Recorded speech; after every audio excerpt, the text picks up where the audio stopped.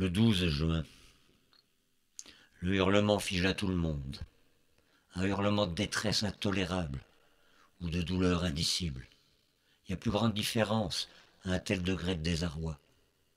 Un mélange entre l'agonie d'un énorme animal et la révolte d'un être humain devant la mort d'un être cher. La vingtaine de personnes présentes sentit sa peau se hérisser de frayeur. Moi, mon cœur s'arrêta de battre.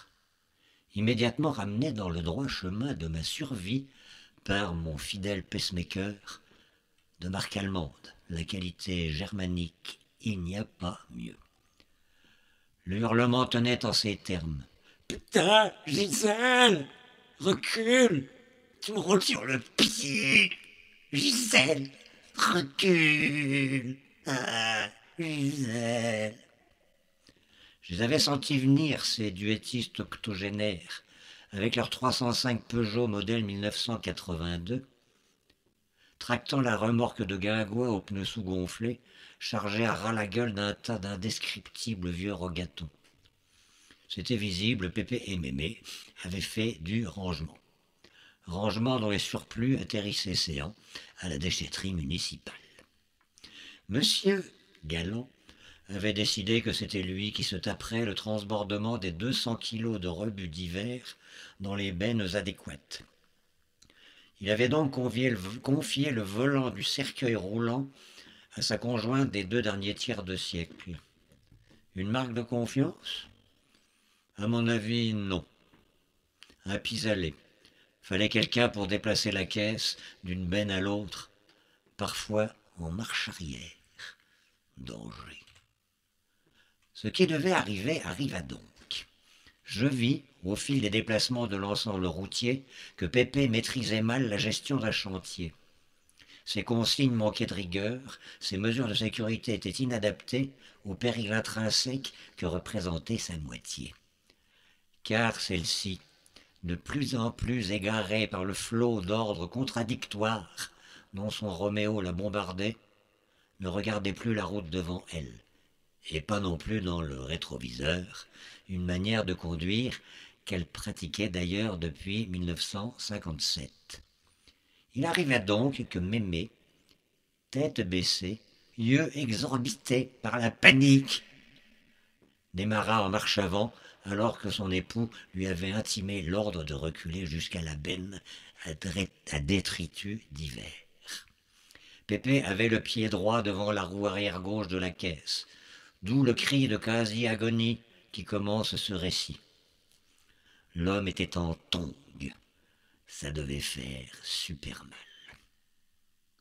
Sous le choc psychique, Mémé disparut derrière le tableau de bord, recroquevillé par la peur, le pied gauche frénétique écrasant la pédale d'embrayage, le pied droit se chargeant avec la même conviction de l'accélérateur. Le vieux moteur diesel en sur-régime feulait pire qu'un tigre blessé à mort, émettant une fumée de plus en plus noire et grasse qui envahit bientôt la scène de ce cataclysme en préparation. Pépé poussait maintenant une litanie ininterrompue de beuglements de douleur, néanmoins couvert par le vacarme du moteur prêt à exploser de la 305 Peugeot 1982. Puis tout s'accéléra. Un des employés de la déchetterie, chevaleresque, avait compris la situation, mais n'en avait pas évalué la mortelle dangerosité. Il se précipita sur le lieu du drame, ouvrit la portière de la vieille gade, côté place du mort, un terme prémonitoire, et plongea dans l'habitacle, tête la première, se raccrochant à Gisèle, la mémé, pour mettre fin à la catalepsie qui avait saisi celle-ci, et surtout pour couper le contact. Mais hélas, la 305 était une pitoyable antiquité, et il y avait belle lurette que la clé de contact et le Neumann pourri avaient rendu l'âme, remplacée par un dispositif artisanal indescriptible de la conception originale de Pépé lui-même. Il y avait 17 ans qu'il ne présentait plus la 305 au contrôle technique, et 17 ans qu'on ne lui avait rien demandé à ce sujet. Le malheureux employé ne parvint donc point à couper le contact. En revanche, Mémé, dans un sursaut de conneries quasi surnaturelles, enleva son pied gauche de la pédale d'embrayage, sans pour autant lâcher l'accélérateur. La tire quadragénaire bondit donc en avant de toute la vigueur de ses 49 chevaux vapeur. Les pneus lisses fumèrent sous cette débauche de puissance. La voiture fila tel un bison furieux vers le portail de sortie de la déchetterie, celui qui donne sur la route à grande circulation.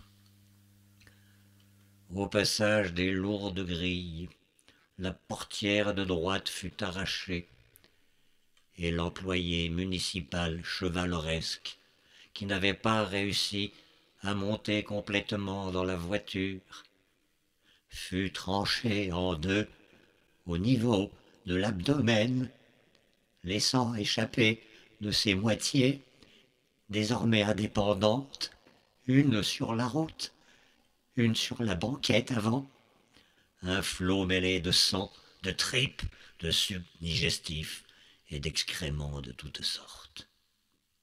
Par bonheur, il ne souffrit sans doute point. Mais ce n'était qu'un début. Le pire restait à venir. L'antique bagnole se rua donc en avant, entama la traversée de la route à grande circulation, qui, comme son nom l'indique, était l'objet d'une grande circulation de divers véhicules. Il était midi. Le conducteur fort habile de la première voiture réussit de justesse à éviter la collision, ce qui lui permit de voir en un éclair, en pur état de sidération, par le trou de ce qui avait été la portière de la 305, un demi-cadavre, la partie supérieure, accroché des deux mains à une vieille dame assise au sol en dessous du volant. Le conducteur fort habile ne survécut néanmoins pas, puisque son véhicule fonça s'écraser contre un camion-citerne de produits chimiques qui n'aurait jamais dû être là, ce parcours étant interdit à ce type de transport. La 305 poursuivit sa fatale trajectoire, traversant la voie à grande circulation. Un quart de touristes moldaves qui arrivaient à cet instant évita aussi la collision, mais ce ne fut que pour tomber de Carignan-Silla. Le pilote du lourd véhicule était concentré sur l'écriture d'un SMS d'amour très sexuel à sa copine restée à Chisinau, la charmante capitale de son pays. Il réagit donc de manière inappropriée et effectua au dernier moment un écart aussi brutal que malencontreux qui l'emmena plonger dans le canal qui longeait la route. L'autocar de 10 tonnes se fracassa à 80 km/h sur la porte amont de l'écluse locale. La porte aval était ouverte pour libérer un kayakiste norvégien qui descendait vers la mer. La porte amont, ainsi maltraitée, ne résista pas au choc. Elle s'arracha de ses gonds lentement, puis de plus en plus vite, sous la monstrueuse pression de l'eau, laissant passer un flot impétueux, une lame de 4 mètres de haut, alimentée par les dizaines de kilomètres de cours d'eau ainsi libérés. Le kayakiste se retrouva soudain en train de surfer sur la plus grosse vague de sa carrière. On le vit s'éloigner à la vitesse d'un train express, en poussant des imprécations aussi indignées que gutturales. Le Norvégien étant de notoriété publique, une langue très rude à l'oreille. Après avoir détruit sans espoir de retour l'écluse, l'autocar moldave resta coincé en travers du canal, formant un pont improvisé entre les deux berges. Le chauffeur qui répondait au nom de Marin Antonescu en profita pour ouvrir la portière avant de son bus, par lequel descendirent les 88 passagers du véhicule. Il y a toujours beaucoup de monde dans les bus moldaves. Ils avaient tous survécu au choc gigantesque du bus contre la porte de l'écluse, ce qui n'étonnera personne, les Moldaves étant, de notoriété publique, des gens fort robustes. Tous ces braves gens prirent dans l'ordre la mesure du danger mortel qui les guettait s'ils s'attardaient sur place, puis la fuite dans les champs environnants. Répétons-le, ce n'était qu'un début. J'étais près de la benne à déchets verts dans laquelle j'avais déversé les résidus de la taille de mes tuyas.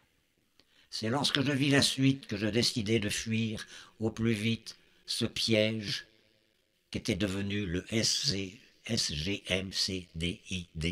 le site de gestion municipale des compostages domestiques et immondices divers.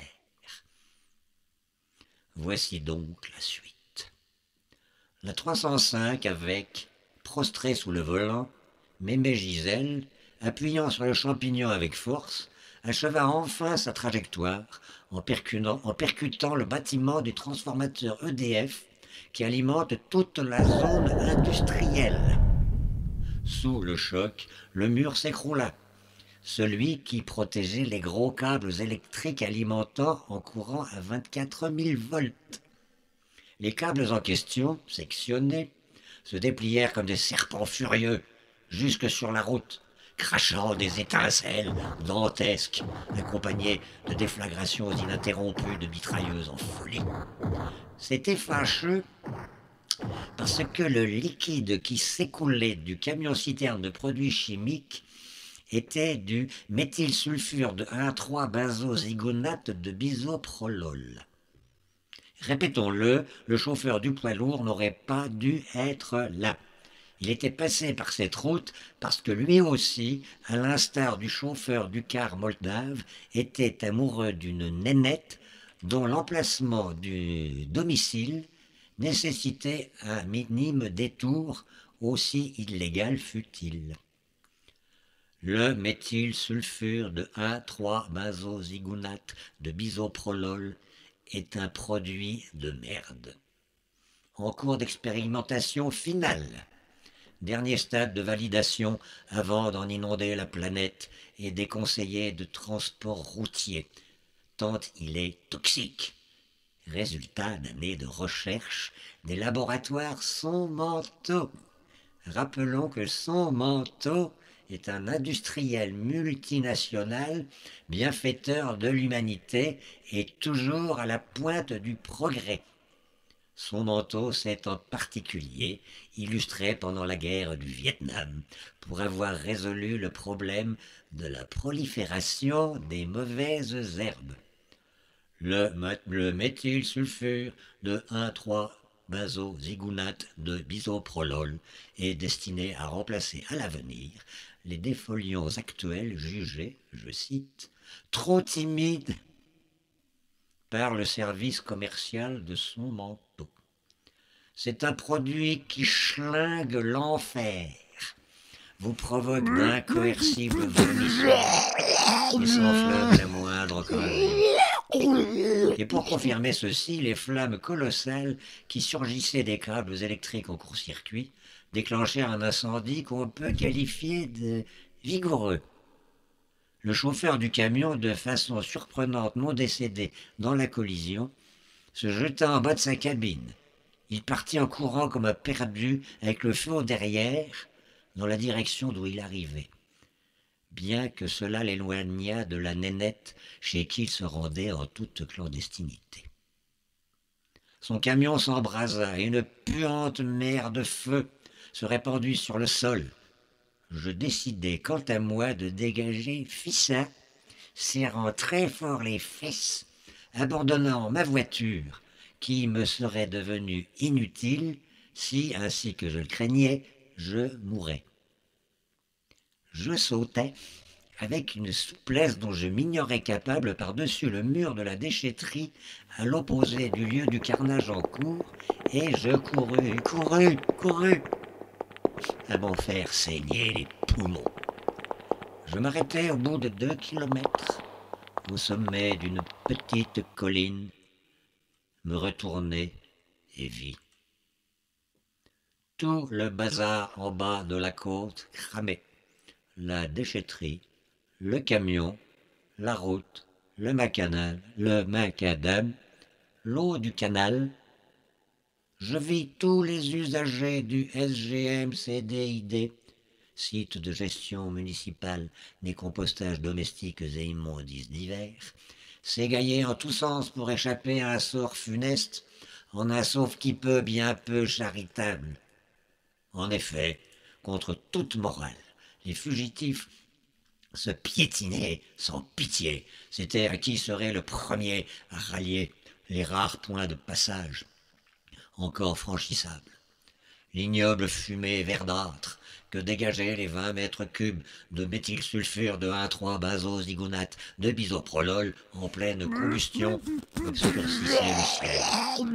La ville était plongée dans une demi-obscurité que je devinais pestilentielle.